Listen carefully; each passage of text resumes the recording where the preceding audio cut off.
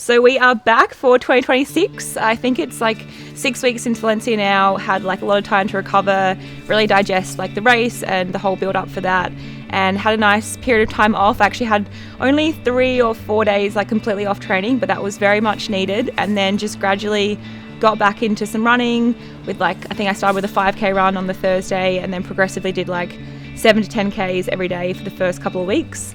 I don't think I did a session for like 3 weeks afterwards, which for me actually is sort of longer than normal. Normally I'd be getting straight back into a track session like 9 days later, which in hindsight is pretty crazy, and I really enjoyed having a bit more of a down period for this post-race period after Valencia, and just really enjoyed the Christmas period with family and friends and was more relaxed than normal. My first Christmas, I think, in my whole professional running career where I only actually trained once in the morning and didn't get out for a double run. So I think that shows just a bit more of a relaxed attitude, and I think that's a really healthy approach at the kind of phase of my career at the moment and where I am with my racing schedule. But we're back and training's going well, and I'm really excited. I've got a race in 2 weeks' time. It's the Marugame half marathon in Japan. It's actually where I broke the Australian record a year ago in the half marathon when I ran 67:17. It's going to be hard going into that race knowing how well I ran last year to try and aim for the same time or faster. That's a bit of a scary thought to consider, because I never thought I'd run that fast in the half marathon. But I'll just be going there looking to open my season and just have a strong run and feel good. It's not really about the time. It's probably just more about trying to place as high as I can and have a really good experience and just feel good. It's been really good getting back into training, having the group around me. I think that one of the things I feel I'm really fortunate to have a community around me, so that when things are going well or when they're not going well, I've just got people around who are like-minded and enjoy running like I do. So regardless of what's going on, I can show up and have a community to head out for a run with. So that's been really cool. I have been able to join in on some of the RunAsOne sessions in the mornings. I did the famous 1k repeat session with the group. I actually did the 900 repeats of this one just so I could have a bit more recovery and run them at a little bit more of a threshold intensity and do more reps than doing sort of less reps faster. But that was really cool. I got to run with a few different people in the group. I wasn't with the same people I always run with in these sessions, so it was nice to kind of be in the session with different people, seeing people run by ahead of me who might not usually be in front of me. Also just being out there with the group is just always so motivating, because you're seeing everyone pushing so hard and it makes you just really enjoy it. So I've really enjoyed being back with the group and just having that sort of consistency and energy around me to build back in my training. I've had 3 weeks of really good training now, so I feel good going into this race, but it's really going to be about my next big marathon, which will have been already announced by now, but I am doing the Boston Marathon. It's my first major marathon. It will be the 8th marathon of my career, but my first major, so I'm so excited for the opportunity. I was sort of deciding on an April marathon, and obviously there's London a week later and just other opportunities to do different marathons around the world, which I'm really fortunate to have that choice. But Boston just had a real pull for me because I recently won a race in Maine near Boston back in August, the Beach to Beacon, and so I was invited back, I think, especially because I'd won that race and had a bit of a presence on the road scene there. I was fortunate to get an invitation to Boston, and my mum is also running the Boston Marathon. It's her second time doing the Boston Marathon, so it just felt like a perfect year to do Boston. There's no major championships this year in 2026, so it can just be about racing. Who cares about the time? Just go and race, try your hardest, try and finish as far up on the ladder as possible. It'd be awesome to come top 10 in a major marathon and just to get that experience. So I'm super excited, and Marugame will just be my first race of the year and sort of the first part of my build, I guess, up to Boston. So super excited. So follow along for the journey towards the Boston Marathon. So one of the things I talked about, in my video after Valencia and even in the build-up before the race, was that I have struggled with the hamstring injury for sort of the last really 3-4 years. I had a hamstring tendinopathy in my right hamstring from 2021. I sort of got that under control after about 18 months, and then probably had a month or two of sort of no problems, and then I developed on the left hand side as well. That one was a little bit more acute. I had some tears in my left hamstring back in 2024, and I kind of ran through the pain, took anti-inflammatories every day, twice a day for 4 months just to get through the Paris Olympics. And I'm really glad that I did that just to make sure I could compete at the games and have that track season, but after 2024 I just realised that I had to really get away from just taking anti-inflammatories and get my hamstring sorted. But I've never really had the opportunity where I'm not racing to focus on getting it right. I feel like I've just been putting a band-aid on it and just getting on to the next thing and thinking it's okay, but not really addressing sort of like the root problem. I know a lot of runners, especially people that I coach too, have had hamstring issues. Like, it's a very common injury. And so for me, one of the things too has just been having regular treatment. Like, I am someone that really believes in treatment. So I usually get a massage and see my physio once a week and just get a lot of soft tissue release in like my lower back, my glutes, my hamstrings, like really everywhere gets tight. But they're the spots for me that I feel like really build up a lot of tension, and without sort of working on those spots, that's when I fall into the trap of having bad form or overcompensating, or just getting really locked up and then not being able to actually move properly.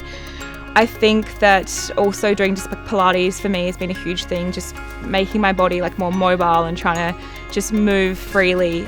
I tend to want to just run more, train harder, but actually spending time on the things that you don't really see as like training, physio, massage, mobility, stretching pre and post run. They're the things that can actually make the most difference in how your body is actually moving and how you're feeling. You can be as fit as you want to be. Like, I've always been so fit, but sometimes my body's just not moving very well. So I think that's something that I really have to really remember, is that like fitness doesn't really matter if your body's not moving well. So that's something that I'll be thinking of going forward, and just definitely keeping up all the treatment, keeping up the mobility and the Pilates and the strength work. As much as I love the running, all those things are super important too. This year I decided not to go to Falls Creek, which is where I normally go for January for a training camp, just to stay at home.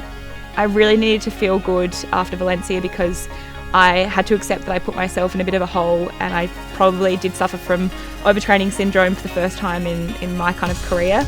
And I was really, really flat and just not feeling good. So I had to really take the time to feel good again, recover properly, do all the right things, and being in my home environment, being here with the group, sort of being around my family and my friends and my training group was important for me. So of course I miss MTC and being at Falls Creek with the other sort of part of my squad, but yeah, really glad to be home and to sort of be here working on my weaknesses. So the one big thing that I've had the chance to do is actually start working with a strength coach. His name's Fabian. He's also a runner, so he really gets it.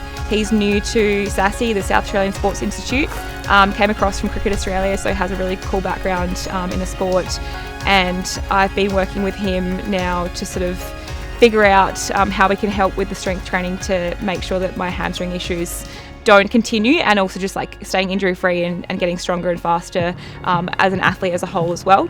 So I have headed down to SASI, and I've been going and doing strength there once a week with him, and we did some strength testing. So that was a really important part of, you know, figuring out where my baseline is and then how we can work on that.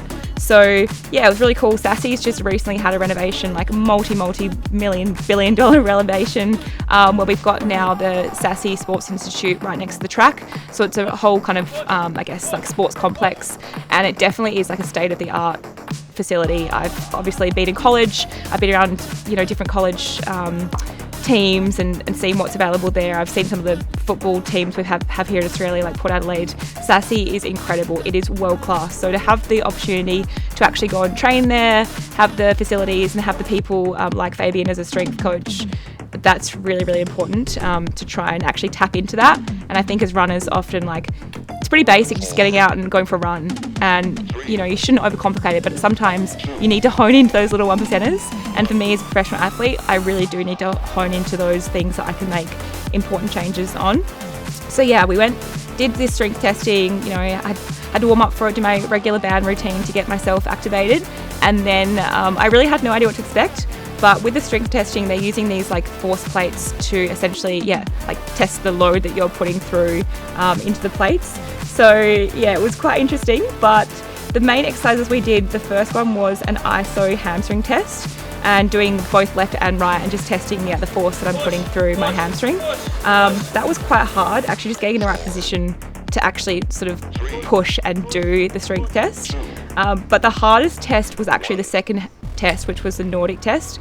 A lot of people would have done Nordic holds in their gym program. I'm sure they're quite a common exercise. I've done them before, but they're not something I've routinely done. That was really hard. You know, holding through your hamstring and trying to, you know, with no hands, like go to your very edge of it, feeling like it's about to snap and then just falling flat on your face. Yeah, that was definitely something to get used to. So that was fun, but yeah, I found that really hard, and I think that I knew that I was going to find those tests difficult because that's where my weakness is. So yeah, testing both the left and right of the Nordic test, and then we moved on to doing some like calf testing. I did think I have got pretty strong calves. I've talked about it before, but I had 7 bone stress injuries in college, but not for like 6 years. So I'm all good now, but I've sort of worked on my foot and calf strength because of all those bone stress injuries I've had. So I feel like my calves are stronger than they used to be, at least. So we did a seated ISO calf test on the left and right. That was really hard because actually getting your knee in the right position was quite challenging. And then just like pushing through that, you know, at 100%. Like what even is 100% of pushing through your calf? I don't know. But then the second one we did was the standing ISO calf test. Again, left and right, testing both sides, and found that, yeah, quite challenging to know kind of like when you get told go 90% or go 100%, like how to actually kind of like gauge that and give that amount. And the last test we did was just like pogo jumps, sort of testing like the force you're putting through.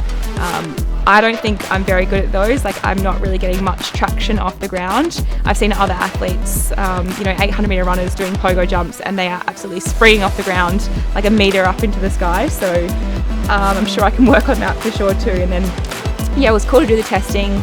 After that, I just did a gym session down there. I did my sort of usual like hip thrusts, step ups, calf work, all the general stuff that I have been doing. I've been pretty good with doing gym like weekly in the last year or so, but we're going to make some tweaks to my program. I've just been doing a very basic program that's been certainly maintenance for the last year. So now we're really going to hone in. The results from the testing showed that, I mean, look, numbers don't really mean that much until you retest again and then see like the changes that have been made. So I'll retest it like a month's time and be able to get some more information. But what we found from the testing was my eccentric hamstring control or ability was quite poor. So I'm quite weak eccentrically in my hamstrings, which matches up with my injuries. It matches up with like the fatigue I get in longer races and sessions. The fact that I struggle sort of doing a session on gravel or really like when I'm really aggressively kind of using the ground like gravel or grass. So yeah, just kind of told us stuff we already knew, but now we can then like do my strength, work on it, retest again, and then like see where we can make those minor gains. I think overall, like you look at left and right, and you don't want to obviously have too much differentiation between the two. And I think the most I had difference between left and right in any of these tests was like 13%, and I was told sort of like, yeah, anything under 15% is like okay, but as the more that you can match that up to being like less of a difference left and right, that's obviously the end goal. So yeah, I found the strength testing like really hard in a different way than normal training stuff. I pulled up pretty sore in my hamstrings, I think, just from doing those Nordic ISO testing stuff. But yeah, it was really good to do, and I think it made me feel good that I'm ticking off something that I know that I've put off for some time. And yeah, you know, you got to work on your weaknesses to get stronger and to get fitter and faster and better. So definitely it's going to help me in the year ahead, and I think it's going to be really important with the build for Boston. Boston obviously is a challenging course. There's uphills and downhills, so I need to be really strong, and I think honing into my gym and, you know, working on that strength and making sure that these hamstring issues kind of stay at bay is going to be really important for Boston. Thanks for watching, guys. I hope this gave you a bit of insight into what goes on behind the scenes. It's not just all about running. There's heaps of other things that we have to factor in as professional athletes. So I hope you enjoyed this video, and please follow along as we bring you more in the build towards the Boston Marathon.